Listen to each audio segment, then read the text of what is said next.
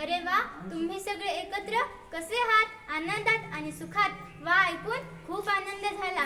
सुखाची परिभाषा ही प्रत्येकाची वेगळी, प्रत्येकाचा आनंदही वेगळा, होय ना? पण खरं सुख कशात आहे, खरा आनंद कशात आहे याची जाणीव जेव्हा होते तेव्हा प्रत्येकाची सुखाची भाषा सारखीच असते. असेच सारख्या विचाराने आनंदाने एकत्र आलेले आपण मला ओळखता आहो. मी तुमची मातृभूमी भारत माता, होय होय, खरंच तुमची भारत माता.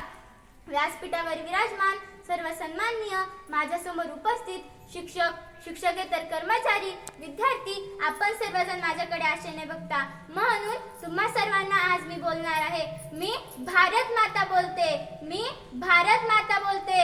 कधी झाशीची राणी झाले, कधी सुभाषचंद्राची चलो दिल्ली हाक झाले, तर कधी गांधींच्या शांततेत जगाला अहिंसेचा संदेश दिला, तर कधी भगतसिंगाच्या हुतात्म्यातून नवा उत्सव साजरा केला. स्वातंत्र्यापूर्वी मी हवालदिल झाले. माझ्या सततीच्या जीवनातला अंधार पाहून खूप उद्विग्न झाले. जात पात, अंधश्रद्धा, गरीब श्रीमंत यात फाटलेली माणुसकी पाहून खूप हतबल झाले. वाटत होतं झुगारून द्यावं सारं, पेटून उठावा अन्यायाविरुद्ध आणि संपवून टाकावं सारं. पण हातात काहीच उरलं नव्हतं. घराघरातील मुलं शिक्षणापासून वंचित, स्त्रिया कायम घरात कैद, शेतकरी कर्जांच्या विळख्यात, कामगार निर्वस्त्र, उपाशी पोटी सैरभैर झालेली. कशी बदलावी परिस्थिती काहीच कळेना, सुटकेचा मार्ग हाती येईना.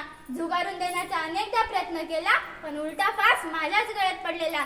किती हात झटकले, किती कुटुंब उद्ध्वस्त झाली, तरी मात्र अपयश हाती आलं. दुःखानंतर सुख, अस्तानंतर उदय, अंधारानंतर उजेड, उन्हानंतर सावली. हा विश्वास मी कधी तुटू दिला नाही. ते जीवनाचं कालचक्र कधी बदललं नाही, ते मला तरी कसं सोडेल अशी आशा मी कायम मनात ठेवली. पारतंत्र्यात खितपत पडलेली मी खूप हतबल झाले होते. सारं संपून टाकावा हाच विचार सातत्याने मनात येत होता. गळफास घेऊन संपून टाकावं स्वतःला हाही विचार अनेकदा आला. पण काही झुंजार तडफदार देशसेवक जन्मले.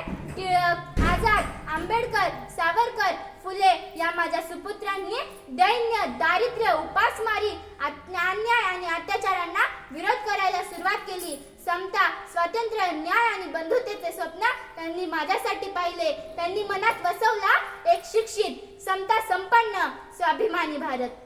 हे स्वप्न साकार करण्यासाठी त्यांनी प्राणाची बाजी लावली. स्वातंत्र्य लढा लढला आणि एक दिवस म्हणजेच 15 ऑगस्ट 1947 रोजी स्वातंत्र्य सोहळा साजरी केला. स्वातंत्र्यानंतर ही नवी संधी हाती आली. स्वप्न हळूहळू साकार होऊ लागली. माझ्या सुपुत्रांनी चंद्रावर झेप घेतली, हरित क्रांती केली, औद्योगिक विकास साधला, विज्ञानाच्या आधारे अंधश्रद्धेला दूर सारले, डिजिटल भारत साकार करण्यासाठी अहोरात्र मेहनत केली. मोबाईल, टॅब, कम्प्युटर विद्यार्थ्यांच्या हातात आले. गावागावात रस्ते, अन्नछत्रे, कार्यालय, दवाखाना उभे राहिले. अन्न, वस्त्र, निवारा या मूलभूत गरजांची त्यांनी चिंताच ठेवली नाही. आरोग्य, शिक्षण, आर्थिक सोयी सुविधा मिळाल्या, पण माणूस मात्र माणसाला विसरला. माझं मन पुन्हा उद्विग्न, पुन्हा शांत सैरभैर. काय करू, कोणाशी बोलू, काहीच सुचेना. म्हणून आज मी बोलणारच, आज मी व्यक्त होणारच. माझा इतिहास, माझी प्रगती मी माझ्या सुपुत्रांच्या नजरेत आणून देणारच.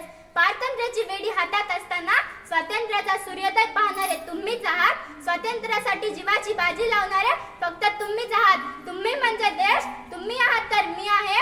तुमचा विकास म्हणजे माझा विकास, तुमचा विजय हाच माझा विजय, हे विसरून चालणार नाही. या भूमीत विश्वास, श्रद्धा, आपुलकी, प्रेम, नीतिमत्ता आणि कर्तृत्वाची धमक असेल तरच माझ्या अस्तित्वाला अर्थ आहे. आज पर्यावरणाचा ऱ्हास, प्रदूषित नद्या, वृक्षतोड, बदलतं हवामान या स्वयंनिर्मित आव्हानाशी लढणारा माणूस सांस्कृतिक मूल्य विसरत चालला आहे. मोबाईलच्या दुनियेत माणुसकी हरवत आहे. हा बदल विकासाला पोषक की घातक, हा प्रश्न आज मी तुमच्या समोर मांडते आहे. शाळा आहे पण शिस्त नाही, घर आहे पण प्रेम नाही, ज्ञान आहे पण विवेक नाही, ही आजची स्थिती. यातून विकास होणार आहे का? प्रत्येकाने शुद्ध विचार, शुद्ध पर्यावरण आणि शुद्ध माणुसकीचा स्वीकार केलाच पाहिजे.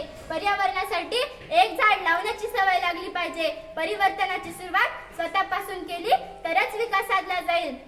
माझं स्वप्न अजूनही अधूर आहे आणि ते पूर्ण करण्यासाठी तुम्हा प्रत्येकाने उभं राहिलंच पाहिजे. माझ्यासाठी नव्हे, स्वतःसाठी, स्वतःच्या विकासासाठी, स्वतःच्या भवितव्यासाठी. कारण तूच भारत आहेस आणि मी केवळ तुझी आई. एकेकाळी माझ्या खुशीत नांदत असलेले संत पुन्हा यायला हवेत. ती ज्ञानगंगा पुन्हा खळाळली पाहिजे. माझा विद्यार्थी संस्कार आणि शिक्षणासाठी असुसलेला असला पाहिजे. डिजिटल क्रांती ठरवलेल्या घरात पुन्हा संवाद साधला पाहिजे. नवीन तंत्रज्ञानाला आत्मसात करताना मूल्याची जपणूक झालीच पाहिजे. सोशल मीडियावरचे लाईक्स वाढले तसे नातेसंबंधातही लाईक्स वाढले पाहिजे. सद्विवेक, सदाचार, संवेदनशीलता ही प्रत्येकाच्या मनात रुजलीच पाहिजे.